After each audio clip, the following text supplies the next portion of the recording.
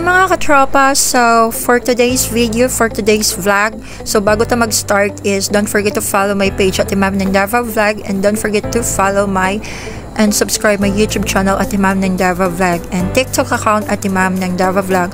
Yes mga katropa, padulong ko karon sa Tagum City na pod ko mga katropa. Dito na pod akong rota.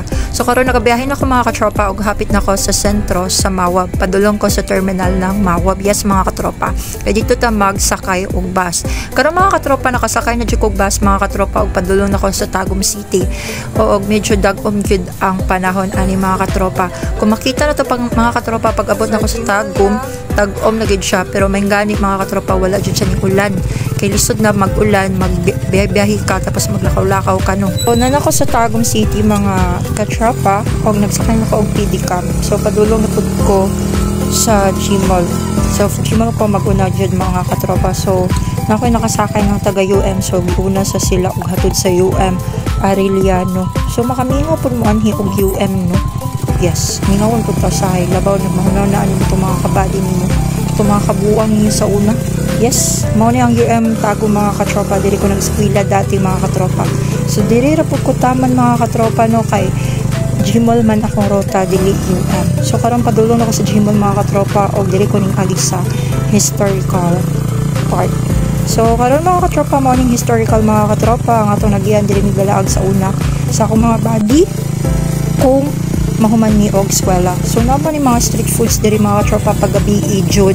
Nadyo siya mga pagkaunan dire. Buntag man so wala siya mga street foods nga baligya. So ayan mga katropa, igor ako ning agi aning historical, padulong ako sa Gmall. Then dire ko ning agi dapita. Yes mga katropa, hapit na ko sa Gmall mga katropa og sobra na jud siya kadagom. Hay nako, dagom na pod. Mingani wala pay ulan mga katropa no. So ayan mga katropa, hapit na ko sa Gmall. So naabot na jud ko. Og karon mga katropa na ako diri sa sulod sa Gmall og padulong ko sa LBC kay nakoy kuhaon nga gipadala.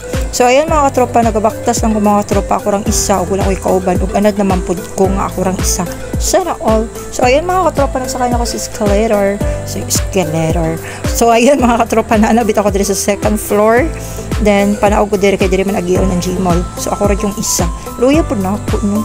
So anad-anad na lang ko ta mga katropa nga mag-inusara ta.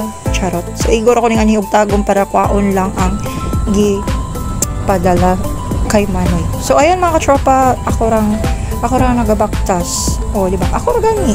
Kasi man fika ako sa kuan no. So karon mga katropa, pasensya na sa kumbok mga katropa kay di ko mahilig manudlay. O mao na siya. Nano ko sa LBC mga katropa og karon pauli na ko og nakuha na nako ko ang bago nga pet.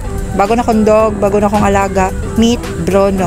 Bruno yung pangalan mga katropa og pauli na mi sa Mawab mga katropa og mao ni siya. Di ba? Ganahan na siya dira magpilit-pilit mga katropa dira sa akong bag. Mao na siya mga katropa.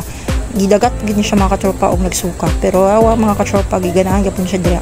So diha ra siya matulog. So ayan mga katropa, habang gabiyahe mi, bala na siya, ma-enjoy na siya diha mga katropa. Gi-safety na ko siya og giplitihan na siya mga katropa. Og karon naabot na mi sa terminal sa Mawab. So ayan mga katropa, di ba nagbitay ra yung tail mga katropa. Mao niya akong bagong alaga si Bruno. Yes, may bagong alaga na pud ko mga katropa o bagong member sa ako ang mga alaga. So ayan mga katropa, unta na enjoy mo sa akong vlog for today. O gusto mo makakita silang page na sa Kulit Buddies, follow the page. Then dili na lang taman mga katropa. Og don't forget to follow my page at Ma'am Nandava Vlog, and don't forget to subscribe my YouTube channel at Ma'am Nandava Vlog. Bye bye.